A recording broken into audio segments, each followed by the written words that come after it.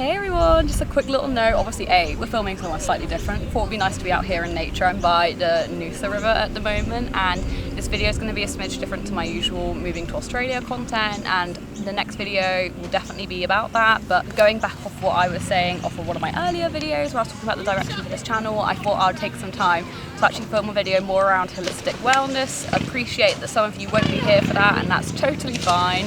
You have to excuse everybody splashing and the cars going by. We're out here recording in public. Today I just wanted to talk about some spiritual or like woo-woo practices, as I like to call it, that have definitely helped me and I've integrated into my life and has helped me spiritually, mentally, physically, and just some stuff that might be a little bit taboo that I incorporated into my life in a less traditional way that I wanted to share with everybody. Apologies, I'm fresh off the beach. You can see the bikini top, the hair is slightly frizzy, but we're rolling with it. And it's such a nice day, I was like, we can't film inside, so let's film outside. So yes, welcome to the river, it's very scenic. So yeah, I've written some notes on my phone, so if you see me glancing at this, that'll be why, because I don't want to miss anything. I think the first thing I want to emphasize with this is that obviously these all habits that have helped me definitely are not going to be for everybody. Take everything I say with a pinch of salt. I'm by no means a medical professional, holistic professional, any of the above. I definitely want to emphasize that some of the stuff that works for me isn't going to work for other people. There's some kids that are jumping off the bridge next to me at the moment, so you have to excuse it, but it's all part of the vibes, I feel like. So one of the things I've been incorporating into my life, my routine, that I found has made probably the biggest difference out of all of these things is healing frequencies. They're all done by different hertz, and all of them are meant to be prescribed for different kinds of anxious feelings, or the different hertz and the frequencies that they come at. Depends on the different kind of vibrational energies that you'll be looking for. You know, I'm not into like the high vibrational energy speak, but that's the jargon that's used with it. I've actually pulled out some medical studies to go alongside all of these. So there was a study in 2019 that shows that 432 hertz music can help lower heart rate, blood pressure, and promote relaxation. I'm going to drop all the references I've taken, medical references, in the comments below for anyone who's wanted to check them out. But you know, I definitely found that around the 300 and 400 mark, when I meditate, when I do yoga, when I'm here in the evenings and I'm trying to wind down, listening to those kinds of hertz music have just been absolutely wonderful. There's this one particular album I listen to on Spotify. Spotify, please don't put it in my Wrapped, because I'm going to be very embarrassed sharing that with my friends. But I'll drop it here, and it's fabulous. The guy who's done the soundscapes for that, he has like labelled all the different hertz with what they're kind of meant for, and also he's added in some slight acoustic tunes to it to make it not just as flat. I find they're wonderful to listen to in the evening. They just have this really soothing sense about them, energizing sense about them, and I would say it's very woo-woo because it's not very well known or practiced. For anyone who's like a bit of an anxious person out there, or is looking for some way to promote relaxation or to focus, there are hertz for all of them, and I really recommend everyone just gives them a go, see how they find them, because yeah, I found them really handy. The second habit I wanted to talk about, part of the reason why I've come outside to film this one today, is grounding. By that I really do mean hug a tree, touch some grass, quite literally. Walking barefoot on the beach, lying down on your lawn or in a public park, just even spending 10 minutes a day practicing some grounding. I think a lot of people forget, especially in the world that we're in nowadays, where we're very much online and everything's promoted there. At the end of the day, we're just animals here on the earth, and we were meant to be born into nature and thriving and not indoors in these environments. As much as the world's progressed, and that's good for our health as animals, I think it's good for us to be reminded of our connection to the earth and reminding us what we're really a part of on a wider scale.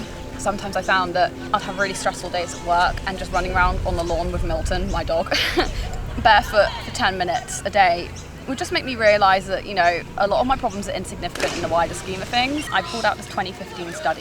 It shows that grounding can help improve sleep, reduce stress, and decreases inflammation as well. I think, again, all personal preference, but, you know, try it. See what happens. And I genuinely know it sounds a bit silly to go hug a tree and you'll be called a tree hugger or whatever.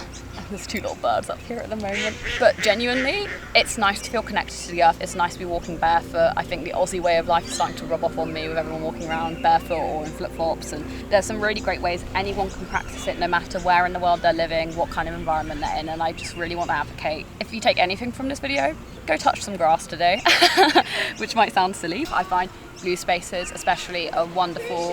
If you're lucky enough to live by a beach or the ocean, definitely try and get in there as much as you can and feel connected to the earth, feel connected to the sea. Very woo-woo, but I'm a big advocate for it, and obviously there's been a lot of studies as to like how walking helps mental health and being out in nature helps mental health, and grounding I think is a really integral part of what a lot of this research is coming from. So yeah.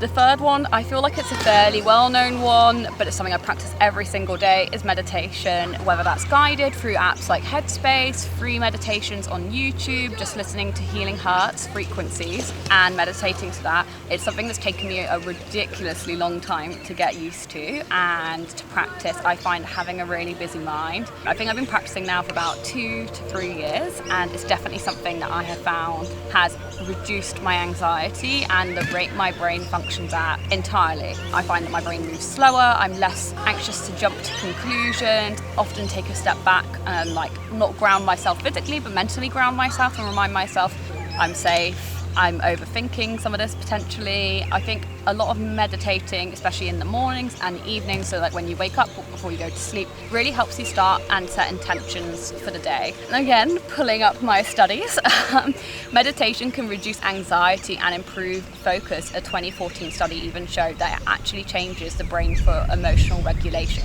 I think there's a lot of research you can definitely go do about meditation. It brings me so much peace and clarity. Get on Headspace, get a free trial going, try any free resources you can find online, join a meditation group. There are so many things that you could potentially use. I'm going to try and drop as many of them down below, anything that I recommend for anyone who's willing to give it a try. I think it's one of these habits that you really need to stick with for 30 days to start seeing a difference. It's not going to be an instant fix at all, but one I really advocate for and has definitely helped me live a happier and healthier and mentally well life. Hand in hand with meditation as well. I've mainly picked this up from the 5-minute journal, which you might have seen me promoting already in my content. It's a great way to start and end your day, but a big part of what they do in that is finding gratitude. So finding 3 things you're grateful for at the start of the day, 3 things you're grateful for that have happened during the day at the end of your day.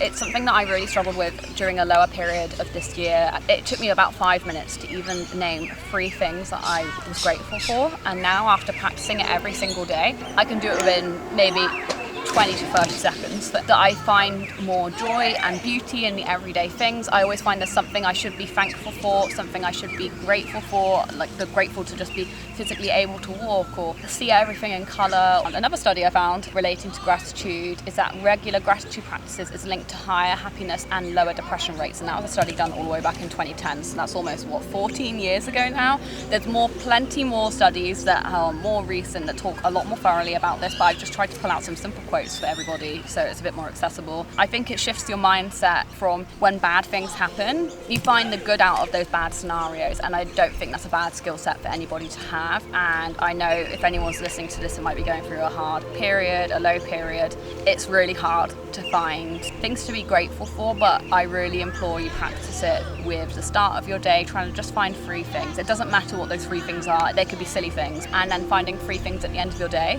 that you're grateful have happened, or the highlights of your day, or things that have made your day feel whole and made you feel present. I find that kind of gratitude is really helpful. This goes on to my 6th one, and I've coined this just vocalizing the beauty in everything you see. So I'm going to just kick off with the study reference for this. So savoring positive moments are just known for entirely increasing your general happiness, and that was a study done in 2017. I'm talking about acknowledging the beauty in every day. The way the light is reflecting off of this water, and that the sun is out and shining, the gentle breeze that's running through my hair, the fact that there's kids running around off their phone, being present with their friends and making human connections. Being able to sit here and record this video on an afternoon off, that's more gratitude, that last one. But you see what I mean, when you start practicing these things, it all kind of starts it's all intertangible. Is that the word I'm looking for? Interconnected? I don't know. Someone can correct me in the comments. I'm not the best with words sometimes. It really helps you start seeing the beauty in nature, in people, in architecture, in the weather, in the places you live. I think stopping and admiring and vocalizing. I do it a lot when I'm with friends. I'm like, oh wow, look how beautiful that butterfly is that just passed. Or have you seen the way those birds are dancing in the tree? Or the way the sunlight is reflecting through the tree onto the water. And some of my friends think I'm a little bit crazy for it, not gonna lie, but I've noticed the more I've been saying it, the better I'm feeling. So this is 7th one. I would say if you're not a journaler, obviously I'm going to go on to journaling. This is what I could advocate for more, and I find personally for me is a massive outlet, and that's creating art. And by art I mean anything that means you're having a creative outlet. That's like scrapbooking, drawing, sketching, making silly little videos on the internet, having creative outlets for anybody who struggles with writing and putting things into words. I find expressing myself through art is its own therapy of sorts, and it's a way that I find that I can express myself in a way that sometimes words can't begin to describe, or sometimes I run out of words. I mean, art therapy is a thing for a reason. I know some people aren't big believers in it, but I just want to approach this video with a more holistic mindset that some people might not be writers, and I definitely find I don't practice it a terrible amount, and now I'm trying to more with having YouTube content, but creating art, creating something that you've made is really rewarding and helps you just feel more connected to yourself, more in tune with your emotion. So there's a study done in 2016 that shows that art making can reduce stress levels, showing that just 45 minutes of doing so can lower your cortisol, which is one of the there's an ant on my phone. One of the most important things for reducing your stress levels, etc. It's just such a wonderful thing to be incorporating, and I've definitely found that producing art has helped me heal and helps me realise some of the emotions I'm feeling. Sometimes when I've had periods of slight anger and bits, it's been really great to just get something down on paper, which just sounds super silly, but you know, I think it's quite a fun thing to do. Number 8 is definitely very woo-woo, but I find that cleansing my home with sage, Palo Santo, I still do this when I have especially people coming into my home and maybe I've not had a positive experience with. I find the ritual of doing it, opening the windows, letting the fresh air in, and setting the intentions for this bad energy to be out of the space, and kind of helps me heal and let go. Not necessarily because I believe in the healing properties and the stuff that's promoted with either of those herbs, or I guess like earth products. It's more so to do with the ritual and setting the intentions and letting go of negative energy and welcoming in new energy into your space, and something I'd recommend that everybody practices. So I even pulled out a study for this, which I thought was super interesting and has made me realise that maybe some of the properties, especially in sage, do have a beneficial healing property, and that's that burning sage can reduce airborne bacteria by up to 94%, according to a 2007 study, which is fascinating to me. I think you'd have to burn a significant amount of it, but still the idea that that actually does have some, you know, holistic health benefits hopefully would promote that. You can definitely pick up sage or Palo Santo. You can order it on eBay or normally in your local like crystal shop, or you know, sometimes even local grocery stores sell it. I found maybe that's more around certain areas of the UK, maybe where I'm based here in Noosa, but it's something that's fairly accessible and you can definitely find online. It's just a nice little practice to have, a nice little ritual. When my friends move into a new space, I often buy them sage, Palo Santo, some kind of incense, something to cleanse the home and make them feel like they can reset it and make it their own. And hand in hand with that, I often utilize crystals. This is very controversial, but I do need to caveat this. I find that I don't personally believe in the healing qualities of crystals. Place them in different parts of the home to promote certain energies and promote certain intentions and ways of perceiving things is a really lovely practice, and it's something I often bundle in to my friends' little moving in gifts. It's definitely not something I'd give to everybody I know, but especially to my friends who are more into their woo-woo spiritual stuff. I think they're gorgeous, and I think it's such a beautiful thing to have on display in your home. The more plants you have in your home, the more natural light, the more crystals, all this like stuff from the earth that can help you feel more grounded and connected to the world, really promotes your wellness. And that's coming from someone who did an interior architecture degree, who definitely did a lot of research into the psychology of space, the psychology of a healthy mind and clutter-free living. I'm a big advocate for that. Don't get me wrong, I love a cluttered home full of loads of memorabilia and positive memories, but there's something about having intentional spaces for healthy minds that I really advocate for. Number 9, again, this is going to be another woo-woo thing, tarot cards. Now again, I need to caveat this, that I don't believe in like the whole universe pulling through the right things at the right tarot cards, but I do find that the daily use of them, or even weekly use of them, are a great reflection tool. The use of tarot cards allows you to sit and reflect on these cards that are being pulled out of the deck and where they could relate to in your life, especially if you're doing a spread of the past, the present and the future in 3 cards.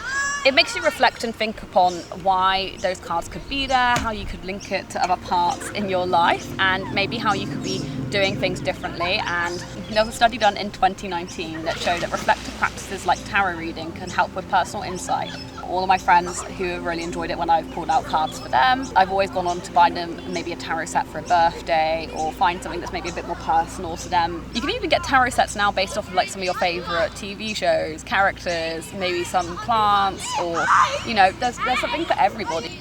The last thing I wanted to end with was journaling, and I definitely find this is a practice that has really helped me clear my mind, something that I really advocate a lot of people can do if they can find the words. And my tip with keeping a journal is just to set aside a little bit of time each day, maybe put on a timer and just write. Never worry about if you can articulate it well, if you can find the right words. It's getting it out. I find that journaling helps me list a lot of my problems, and then I find the solutions through the writing about ways that I could help. It's almost like speaking to a friend, but you're having a dialogue with yourself. And I never go back and read any of my journal entries. I think the only time I've done that is when I wanted to remind myself how much progress I made from January this year, when I was suffering with a really bad bout of depression. And before I came here, I picked up those journals to read through some of those entries, and I was so pleased to see how my outlook on the world had changed, how incorporating a lot of these habits, going to therapy, starting SSRIs, all of the above has just significantly helped, and I have to thank journaling for a lot of those practices. I find that it also helps me more accountable to find those gratitude practices too. You can pick up anything. It can be a plain notebook, it can be a scrap of paper. It doesn't matter where in the world you are, just carry a pen or a pencil with you. You can often find something to write on, and it's something that a lot of people probably on the internet are banging on about, and for good reason. In 2018, there was a study that found that journaling can reduce stress and boost mental clarity, and you'll see so many entrepreneurs, successful people, all keep a journal for those reasons. And if you want to do it slightly differently, I'd recommend looking into a practice called commonplacing, and I do that through a Tumblr blog. It's completely private, and the practice of commonplacing is almost like journaling, but you could do journal entries, but I also try and collect all of my photos in one place. If I see something that is educational I want to put down to remember later, or a line in a book that I've been really interested in, having a commonplace journal or a space where you can make a digital commonplace, I'd really recommend. And journaling's just been such a powerful tool for me to process my emotions and thoughts, and I couldn't recommend any more to anybody. At the end of the day, I think I've obviously listed about 10 habits that have personally helped me spiritually, physically and mentally, but there is an unlimited amount of practices and habits you could be incorporating into your life that will resonate far more with you than maybe even the ones I've listed. My advice is just have a look into some of these things, find what resonates with you. If there's anything you feel like I've missed off of the spiritual side of woo-woo habits, please feel free to drop them below. If you've had any personal experiences that have been positive that you would like to share with other people, I'm sure people would love to hear about it in the comment section. And yeah, I don't want this to be a place of judgment and somewhere where people are coming to criticize. I would like this community to just be open and embracing bits, and I know I can't control that, but I'm lucky enough to have such a beautiful audience that I think you're all very open-minded and won't mind me speaking about this kind of stuff. And yeah, I just want to thank you so much for watching. Obviously, this isn't the usual kind of content, but I want to sprinkle it in here or there to see if it resonates for some people, or could offer some, I don't know, some kind of comfort, or even if it helps one person, or it's someone picks up a practice from me sharing this information that genuinely brings them 1% more joy, 2% more joy in their life. That's worth me filming this in public with kids jumping off of bridges and everything to share it on the internet. So yeah, I'll catch you in the next video. I've got some very exciting bits planned. Obviously, I'm going to add on the end of this, I'm still in absolute disbelief. I'm going to insert the clip on another video, but I'll drop it here in case any of you have watched all the way through this and want to see it. I can't put into words how grateful I am that there's even 1,000 of you. Imagining 1,000 of you in front of me even watching those videos is absolutely crazy. And I really just started this as a space for my friends and family to see what my journey to Australia was going to be like. I genuinely didn't think it was ever going to take off this fast. There's ever going to be any content that people would find interesting or would enjoy my ramblings about random things. By no means am I super qualified in half the stuff I talk about, but I hope it brings some people some escapism or some joy or some value. And I'm just sending you all so much love to anyone who's going through it at the moment. I hope you find the light at the end of the period that you're going through, and you can see some of the good bits around you that are happening. This period of time will pass, and for everyone else who's living life and thriving and feeling they're in a good space, I'm so happy to hear that. And Let me know what you guys are doing to look after yourselves. But if you guys have enjoyed this, please let me know, and hopefully I can make a few more videos like it. Bye.